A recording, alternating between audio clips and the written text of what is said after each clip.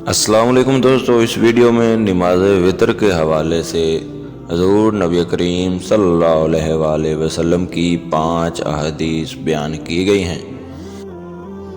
حضرت امام ترمذی فرماتے ہیں کہ رسول صلی اللہ علیہ وآلہ وسلم حجرے سے نکل کر ہمارے پاس آئے اور فرمایا، اللہ تعالیٰ نے تمہارے لیے ایک ایسی نماز کا اضافہ کیا ہے جو تمہارے لیے سرخ اونٹوں سے بہتر ہے، وہ وتر ہے۔ اللہ نے اس کا وقت تمہارے لیے نماز عشاء سے لے کر فجر کے طلوع ہونے تک رکھا ہے۔ پھر امام ترمذی فرماتے ہیں، وتر تمہاری فرض نماز کی طرح لازم نہیں ہے، بلکہ رسول اللہ صلی اللہ علیہ وآلہ وسلم نے اسے سنت قرار دیا اور فرمایا، اللہ وتر طاق ہے اور وتر کو پسند کرتا ہے۔ اے اہل قرآن، تم وتر پڑھا کرو۔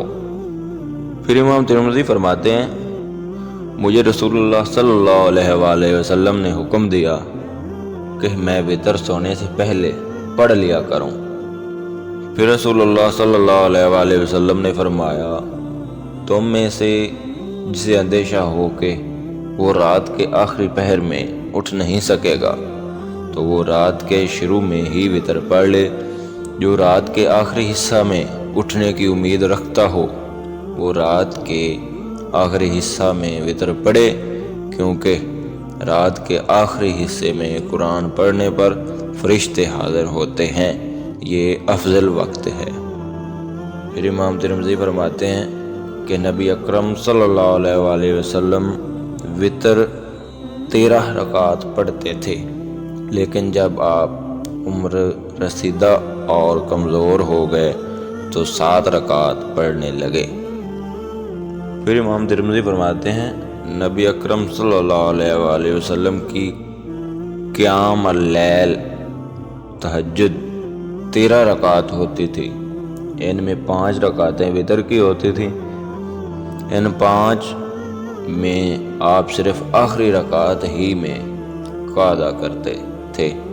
پھر جب مؤذن اذان دیتا تو آپ کھڑے ہو جاتے اور 2 ہلکی رکعتیں پڑھتے۔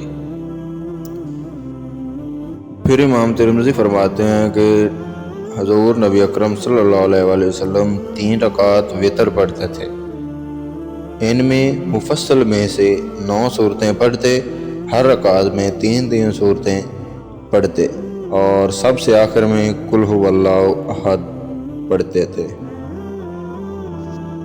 اس طرح کی اور برکاتی ویڈیوز دیکھنے کے لیے ہمارے چینل کو سبسکرائب ضرور کریں اور بیل آئیکن کو پریس کر دیں تاکہ ہر نئی آنے والی ویڈیو آپ لوگوں تک سب سے پہلے پہنچتی رہے۔ تو ملتے ہیں کل نیکسٹ ویڈیو میں، تب تک کے لیے اللہ حافظ۔